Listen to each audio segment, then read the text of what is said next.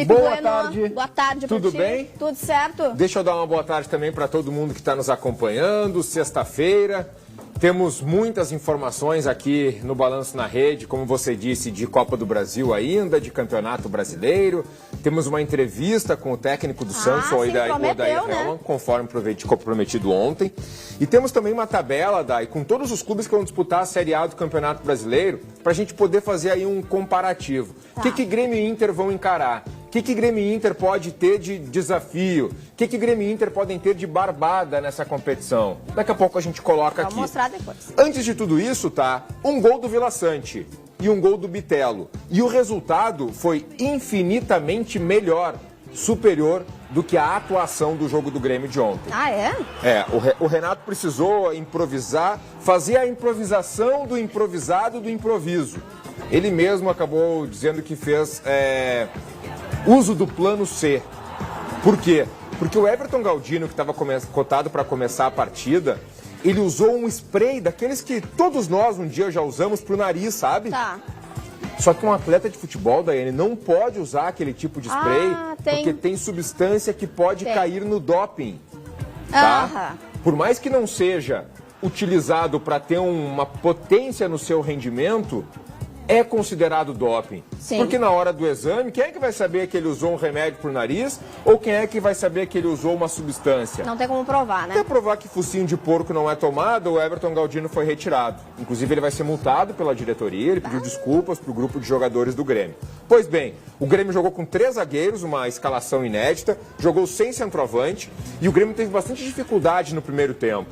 No segundo tempo, criou pouco, mas o suficiente para abrir o placar com esse gol aí do paraguaio Vila Sante, depois do cruzamento do Vina, aí o cruzamento do Vina e o gol do Vila Sante, isso já na segunda etapa, e depois teve esse golaço do Bitelo, né? Impressionante a bola que está jogando o Bitelo.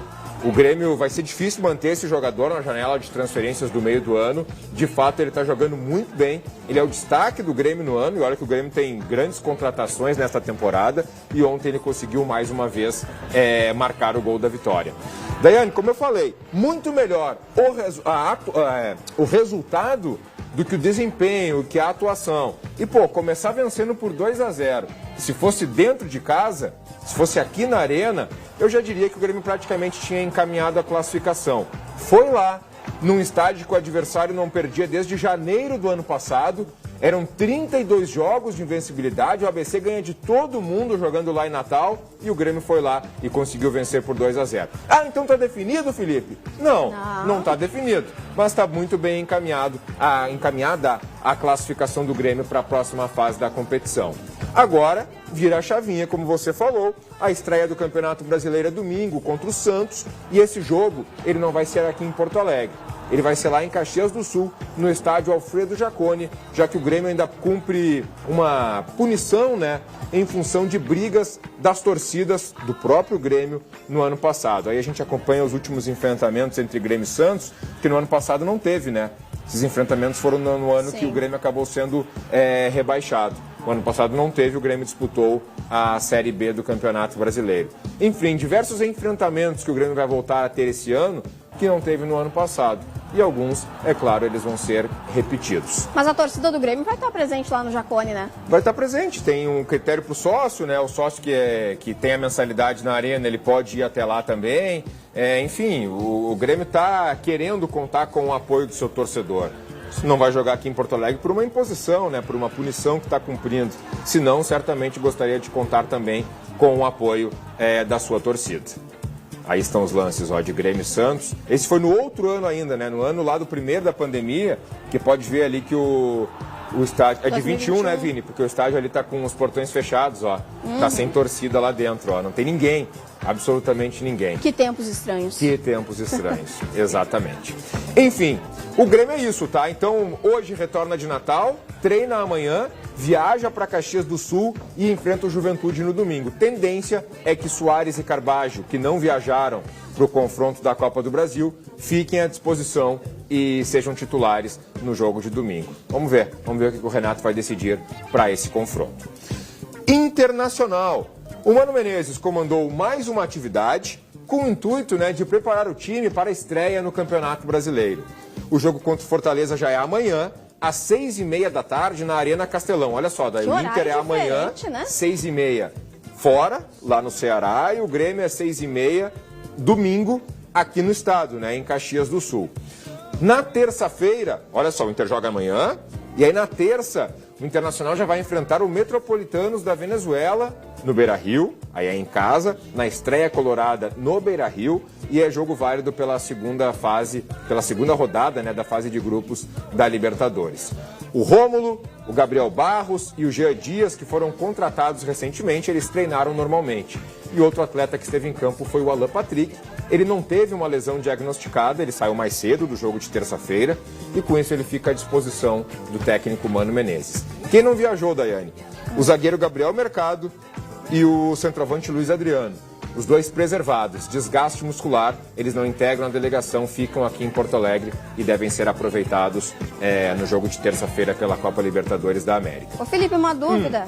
Eles vão poupar, o Mano vai poupar jogador agora para a estreia do Brasileirão, poupando para a Libertadores, já que tá um perto do outro? Olha, o Mercado e o Luiz Adriano, bem ou mal, já estão sendo poupados, Sim. né? Talvez um ou outro possa ser por uma estratégia do Mano, mas esses dois por uma recomendação do Departamento de Saúde, né, do Corpo Clínico do Internacional. Ó, esses dois atletas aqui, eles estão desgastados. Se colocar em campo não significa que eles tenham lesão. Sim, mas se vai piorar a colocá-los situação. em campo, o risco é maior. Não. Então preserva, fica aqui, evita até uma viagem longa, desgastante, lá até Fortaleza. Mas eu não duvido, viu, que o Alan Patrick, por exemplo, seja um desses jogadores preservados e fique no banco de reservas no jogo de amanhã. Porque tá jogando, né? Tá jogando.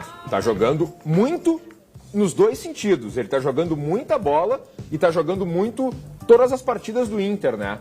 Então vai ser necessária uma preservação. O Alan Patrick já é um jogador, não digo veterano, né, mas já passou dos 30. Experiente. Boa, Dani. E ele pode ser preservado. Não se tem uma confirmação. O que tá certo é o Mercado e o Luiz Adriano. Esses dois não viajaram e, com isso, são desfalques certos para o técnico Mano Menezes. Bom, e a comissão de arbitragem da CBF divulgou a escala dos árbitros da rodada inaugural do Campeonato Brasileiro. Os designados para os jogos da dupla Grenal ostentam o escudo da FIFA.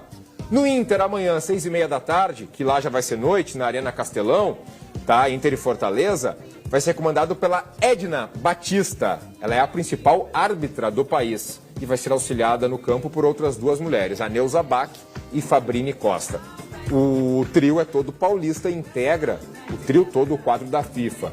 O VAR do mesmo estado vai ficar com Rodrigo Guarizo do Amaral. Frederico Vilarinho de Minas e Felipe Bennett do Rio de Janeiro também vão estar na cabine para completar a equipe. No domingo, no jogo do Grêmio, em Caxias do Sul, foi confirmada a participação de Wilton Pereira Sampaio de Goiânia. Ele esteve, foi árbitro da última Copa do Mundo disputada no Catar.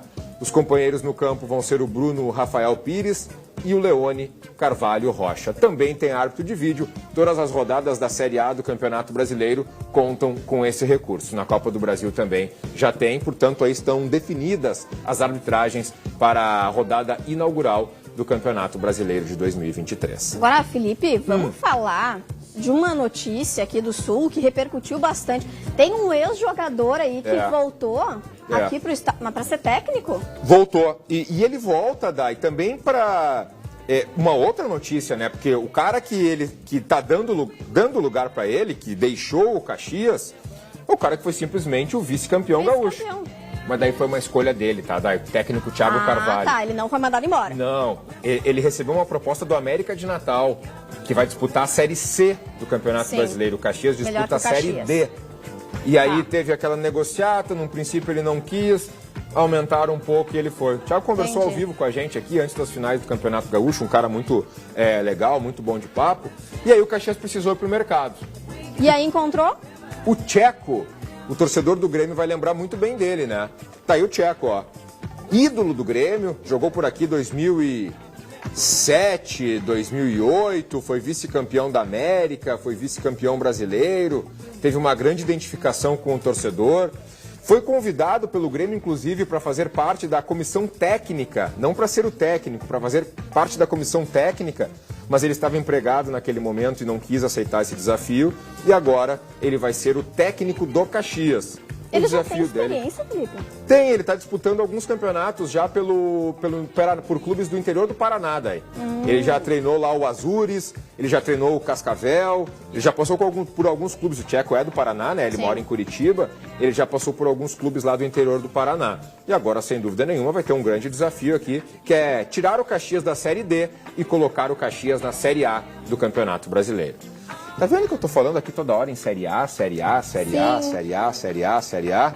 Dai, a gente preparou uma tela, nosso colega Daniel Espinosa preparou uma tela, pode rodar aqui, por favor, enquanto a gente vai conversando, para mostrar quais são os clubes deste ano, tá? Porque o ano passado a gente teve o Grêmio na Série B, o Juventude na Série A, então mudou um pouco esse quadro. Por ordem alfabética, tá, gente? Vocês estão acompanhando aí. O América de Minas, o Atlético Paranaense, o Atlético Mineiro, o Bahia, que tem essa setinha porque subiu, o Botafogo do Rio, o Bragantino de Bragança Paulista no interior de São Paulo, Corinthians de São Paulo, Coritiba de Curitiba, o Cruzeiro com a setinha porque também subiu, o Cuiabá, né, que joga na mesma cidade, o Flamengo do Rio, Fluminense do Rio, Fortaleza adversário do Inter no Ceará, o Goiás, não preciso dizer de onde é, o Grêmio com a setinha porque também subiu, Internacional, Palmeiras, Santos e São Paulo, os três do estado de São Paulo, e o Vasco com a setinha porque também subiu, o Vasco do Rio de Janeiro. Quem é que caiu, Daiane? Atlético Goianiense, Avaí, Ceará e Juventude, que no ano passado integraram essa lista maior aqui de cima e esse ano vão disputar a Série B do Campeonato Brasileiro. Eu sei que cada um tem o direito de pensar o que quiser, tá? Mas analisando friamente a tabela, Dai, eu não consigo colocar Grêmio e Internacional como postulantes ao título. Pois é. Eu não consigo. Eu sei que tem torcedor mais empolgado que acha que tem essa condição. Eu não coloco. Palmeiras, será que começa bem? Nesse momento do ano, tá? Eu colocaria Palmeiras e colocaria o Fluminense. Tá, o Fernando Diniz vem fazendo um excelente trabalho no comando do Fluminense. O Fluminense contratou o Marcelo, está contratando outros jogadores, tem interesse no Arthur, aquele volante do Grêmio, da seleção brasileira, que era do Grêmio, né, que está no Liverpool da Inglaterra. E vejo, até mesmo nesse momento ruim, tá? Porque uma hora o Flamengo vai ter um treinador, eu colocaria o Flamengo aí quando se acertar como um dos postulantes também. E o Atlético Mineiro um pouquinho abaixo. Daí depois a gente pode colocar no mesmo escalão aí Grêmio, Inter, Corinthians, tá? Eu acho que essa vai ser a realidade de Grêmio Internacional. Quarto colocado, quinto colocado, entre sexto Libertadores colocado. e Sul-Americana. Eu acho que sim, Dai. Eu acho que sim. Se começar o Campeonato Brasileiro e as coisas mudarem, não tem problema nenhum. Eu volto aqui e posso refazer esse meu pensamento. Mas hoje, dia 14 de abril, às vésperas da primeira rodada, eu daria o palpite, Palmeiras ou Fluminense. Num degrau abaixo, Flamengo e Atlético Mineiro. E aí depois eu coloco o Inter, coloco o Grêmio, coloco o Corinthians, disputando ali quinto, sexto lugar da competição. Certo, gente? Tá aqui, né? Não entre em bola dividida. Com a Solução Financeira, a vitória é certa, não é mesmo, Ana? Boa tarde. Boa tarde, Felipe. Boa tarde para ti que está acompanhando aqui o esporte. Olha, sextou e eu quero que você tenha um sextou maravilhoso e um final de semana tranquilo, é isso que eu te desejo, mas depende mais de mim ou de você? De você, meu amigo, 98324-7244. Você tem a vida nas tuas mãos e pode decidir isso agora, buscando o carnê do financiamento do teu veículo, o veículo que você comprou com tanto carinho para levar a tua esposa para o trabalho, vice-versa, levar o teu filho para o colégio, passear no final de semana e agora o banco está lá dizendo que vai tomar o veículo de você se você não quitar de uma vez por todas. Calma, que a gente negocia toda a tua dívida bancária e eu tenho certeza que você vai se surpreender. Dá uma olhadinha nesse recado. Olá, eu sou Maria Aparecida Rodrigues de Oliveira, eu estou aqui na Solução Financeira porque eu vim quitar minha dívida de 18 mil e graças a Deus conseguimos resolver a nossa situação por 2.500 e solucionamos o nosso problema. Graças a Deus, eu indico, super indico, Solução Financeira.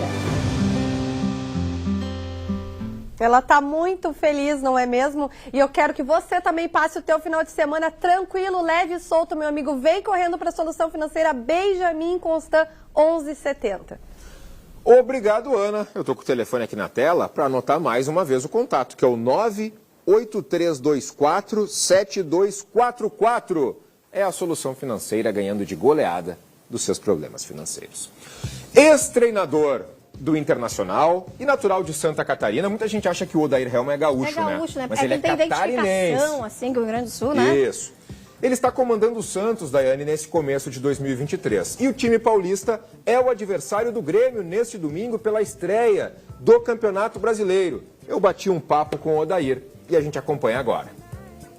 Nesse fim de semana começa o Campeonato Brasileiro, são 20 clubes que vão disputar a Série A da competição e o Santos é uma dessas equipes. Santos que tem no seu comando o técnico Odair Helman, bastante conhecido aqui no nosso futebol gaúcho. Odair, tudo bem? Boa tarde. Que Santos nós vamos acompanhar nesse começo de Campeonato Brasileiro? Boa tarde, prazer falar contigo e todos vocês. Um Santos que vai competir a cada jogo muito forte. Nosso objetivo é de curto prazo, né?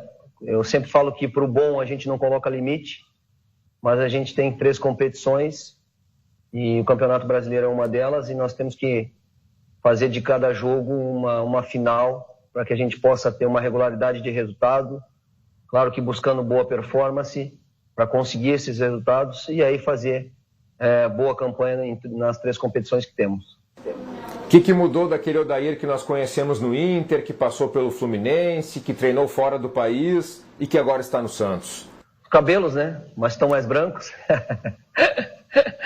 Os cabelos estão mais brancos, as preocupações são as mesmas, são maiores, mas claro que mais experiente, mais maduro, melhor hoje do que aquele treinador que surgiu no Internacional, com muita honra, pelas experiências vividas positivas, negativas, pelos aprendizados. Isso faz com que a gente tenha um crescimento, né, uma evolução, e essa evolução, principalmente na carreira de treinador, ela tem que ser constante. Então, além dos cabelos brancos, muito mais experiente, mais aprendizado, mais experimentos, para que a gente possa colocar no dia a dia e colher os resultados para seguir firme nessa caminhada. Odair, o que você leva do Inter, o que você leva aqui do Rio Grande do Sul, o que você leva do estilo gaúcho aí para sua equipe que hoje é o Santos? Eu trago do Inter muitas coisas boas, né? Eu me formei como jogador no Internacional, eu tive a oportunidade de me tornar jogador profissional no Internacional depois de 10 anos, e depois de 10 anos trabalhando em outras funções no clube, onde galguei funções dentro do clube, nas categorias de base, tive a honra de receber a oportunidade de ser treinador. Então, claro que a minha carreira de treinador deve ser a oportunidade que eu tive no Internacional.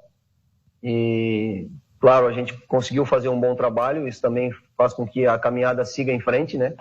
Porque as oportunidades às vezes surgem, mas essa profissão e o futebol ele é tão difícil para a carreira de treinador, mas nós conseguimos e eu sou muito grato à oportunidade que tive. Então, só trago boas lembranças da minha carreira profissional de 30 e poucos anos, 20, 21 anos são no Internacional. Então, só lembranças boas, positivas, saudade de todos vocês aí também, mas e também os aprendizados, né, que pude levar não só para a parte de dentro do campo, que tem uma cultura que a gente aprende e desenvolve, mas também para minha vida pessoal, minha carreira profissional. Então, muitos aprendizados e eu tenho colocado tudo isso em prática. Começar enfrentando o Grêmio é diferente, é especial, não tem mais isso, já passou? Não, enfrentar o Grêmio é uma grande equipe, é sempre muito difícil, né? Claro que pela minha vivência no Sul é sempre diferente, né? Pela minha vivência profissional aí no Rio Grande do Sul, em Porto Alegre. O Grêmio, eu acho que conseguiu, com as contratações que fez, consolidar rapidamente uma equipe, né, depois desse processo que vinha de dificuldade. Nós acabamos enfrentando, quando eu estava aí, talvez o melhor Grêmio dos últimos 15, 20 anos, né? E aí depois teve a queda, e agora essa volta, essa retomada do Renato foi muito rápida, né? Pelo menos nessas competições iniciais. Trouxe jogadores de qualidade, experientes, retomou essa força que vinha mostrando naquela época. E agora a gente vai ter esse enfrentamento. Em 2020 eu estreiei também contra o Grêmio. Espero que dessa vez seja diferente o resultado. No final do processo, o resultado para o Fluminense foi bom, que a gente conseguiu retomar o Fluminense a classificação de Libertadores e dar esse primeiro passo dessa consolidação que o Fluminense tem hoje, né? depois de 3 anos. Mas eu espero que dessa vez o resultado possa ser diferente e que a gente consiga uma vitória. Legal. Gente, bati um papo aqui com o Odair Hellmann. Torcedor do Inter lembra bem, torcedor do Grêmio conhece ele também muito bem aqui do futebol gaúcho. Ele é o técnico do Santos e ele que vai ser o adversário. A equipe que ele treina hoje vai enfrentar o Grêmio domingo lá em Caxias do Sul, na estreia do Campeonato Gaúcho. Muito obrigado, um abraço a todos vocês. Campeonato brasileiro, né? Brasileiro. Falei Felipe, tanto em gaúcho e gauchão, eu sei que tem muito brasileiro. campeonato, mas vamos se situar. E é no gaúcho. Alfredo Jaconi o jogo, não é na arena. É que tá confuso.